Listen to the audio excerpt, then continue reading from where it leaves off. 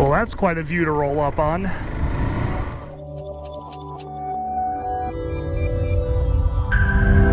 Well, if you know, you know I'm in Sisters, Oregon. Spent about a week here camping out in the national forest. Named for the three sisters, these three mountains here that overlook the town. It's quite a view, especially for someone from the East Coast where we don't get mountains that big. I'm taking a ride over the Mackenzie Pass, Route 242. I did it earlier this week and regretted not having the GoPro on. So this time, I've got it. You know it's going to be a good motorcycle road, especially when it starts with a view like that.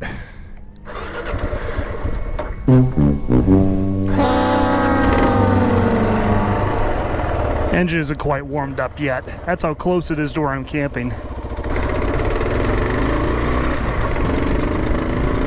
The first bit, leaving Sisters, is pretty calm, pretty easy, although very scenic. Like the sign says, rendering Deschutes National Forest.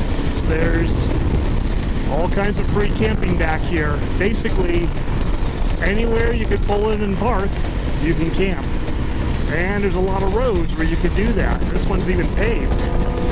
As well as a lot of unmarked dirt roads, just all over the place. They're not even on the map. You just go, you find a place, and you camp. And you can trust me on this because that's exactly what I've done for this week. I am camped in this forest. An undisclosed location, but I'm in here somewhere. There's someone with the same idea. There are two roads going through this area. I'm on the Mackenzie Pass, which is Route 242. I'm heading westbound right now. The other is the Santiam Pass.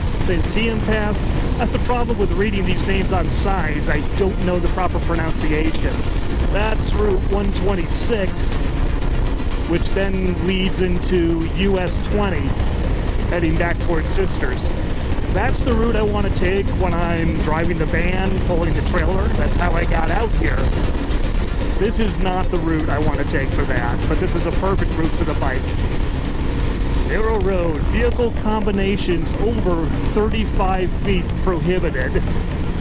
And suddenly, without warning, the fun begins.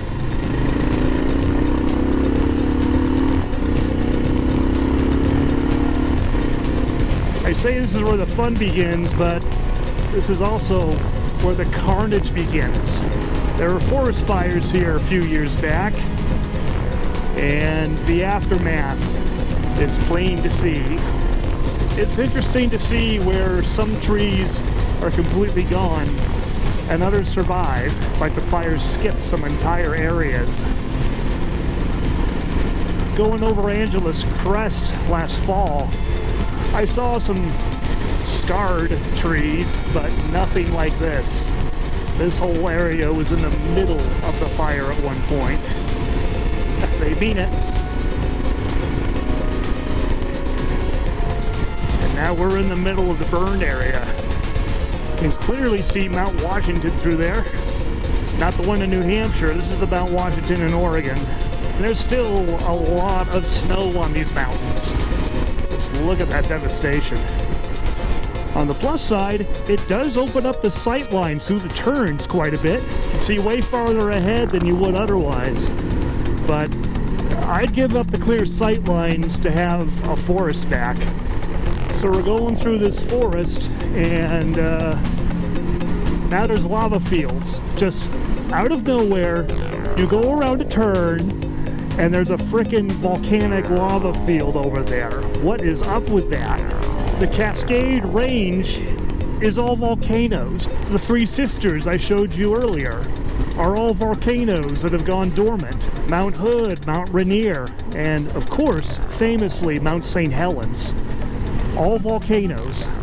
So now, I'm riding my Apocalypse bike, the Kawasaki KLR650, through an apocalyptic environment not only of decimated burnt forest, but the aftermath of a freaking volcano.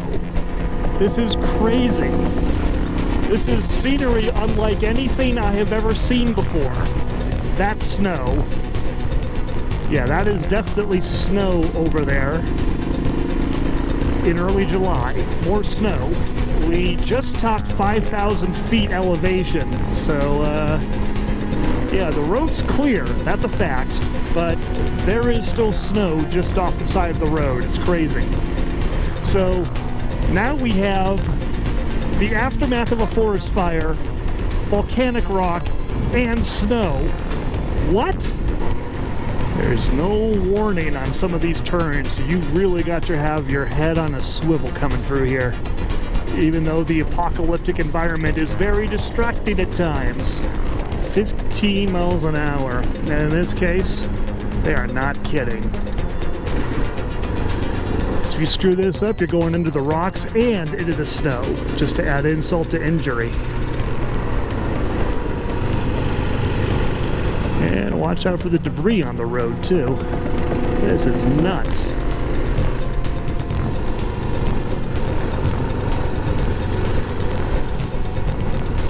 You do not want to mess this up. Slow and steady wins this race. Besides, we're stopping up here anyway. There's something really cool I gotta show you.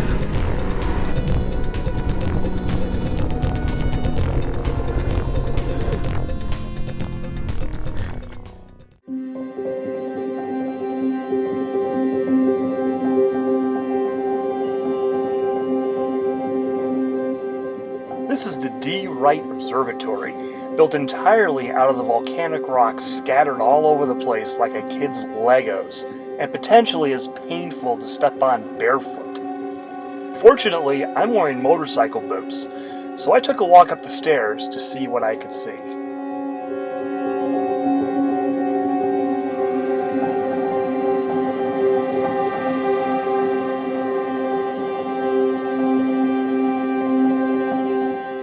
What I could see was a panoramic 360 view of the surrounding landscape.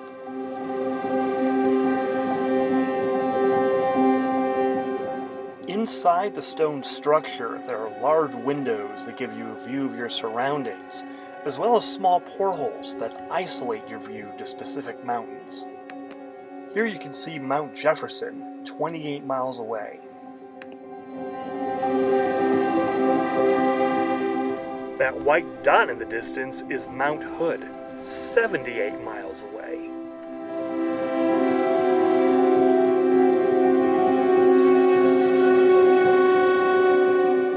And that's Belknap Crater, the volcano that created this landscape.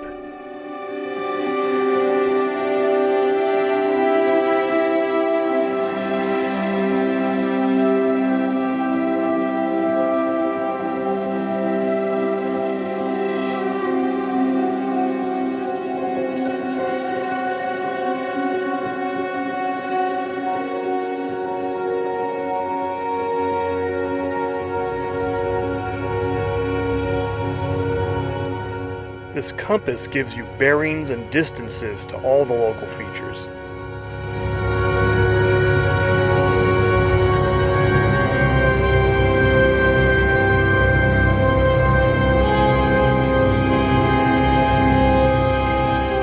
So yeah, that's a thing.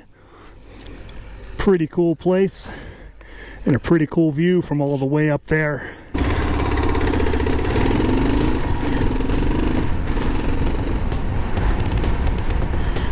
That was the climb. Now we have the descent. And as I've discussed before, the descent is always a little more difficult than the climb.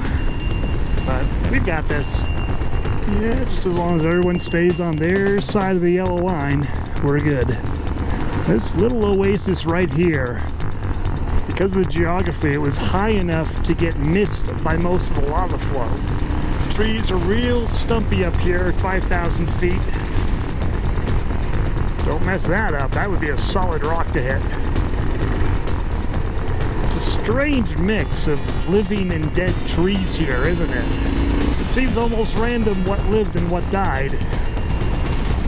That's narrow. What else is the right idea? Lots of snow on the side of the road here, and down trees.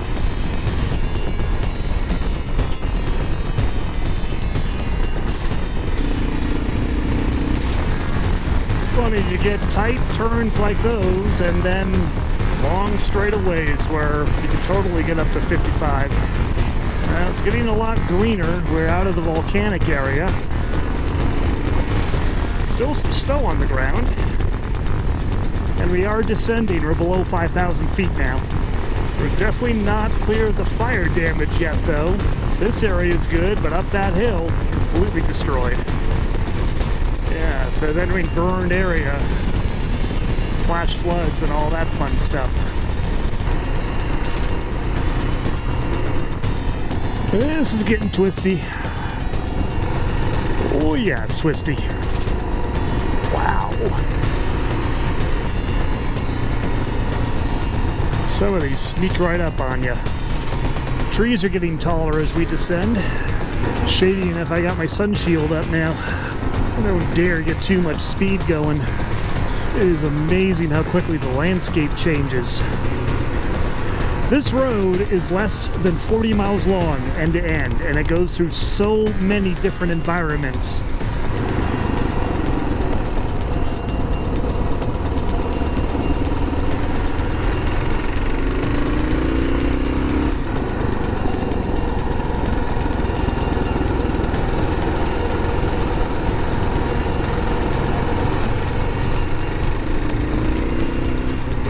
I've seen landscapes like this in video games. Test Drive had the cliff on the right and the cliff on the left, just like this.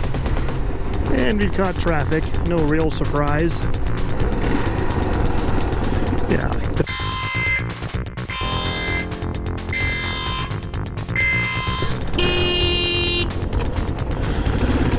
People need to stay on their own side of the road. Thank you. Yes, that horn was absolutely not for the van. It was for the Chrysler that was like halfway into our lane. Alright, now I'm back in the rhythm, and the trees are really getting tall. We're down to 4,000 feet and descending.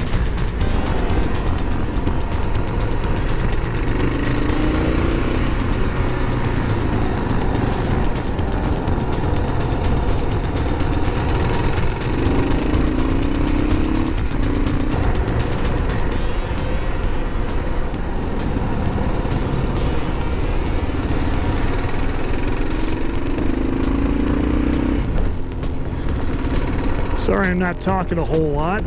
I'm really having to concentrate on the road.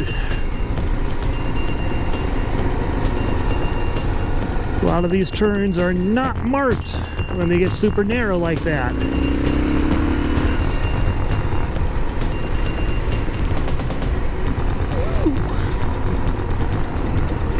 And there's no margin for error. No guardrails, no nothing. You can see the road down there. We're about to go. That's crazy. Thank you. There's another one that sneaks up on you.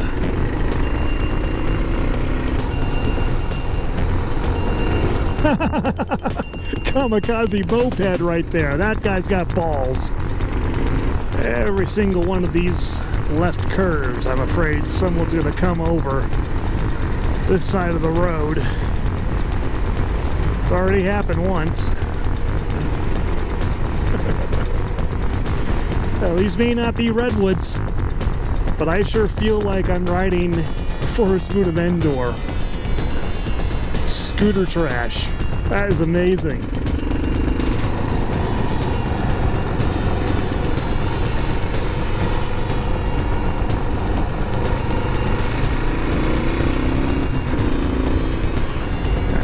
Take it easy through here. A lot of cars, any of them could pull out at any time.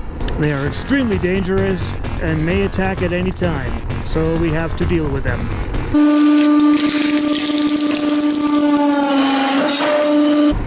Down to 3,000 feet. It's gotten a lot warmer. More traffic. Thank you.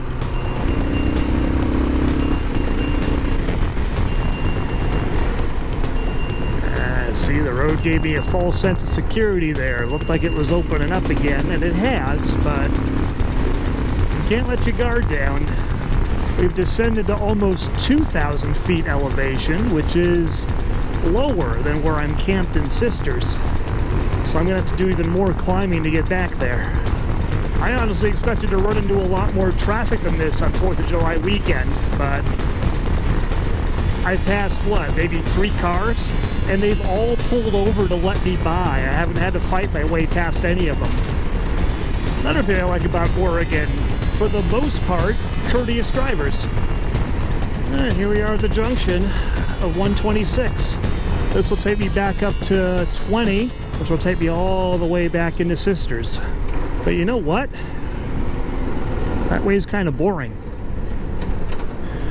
I think, for once, I'll go back the way I came.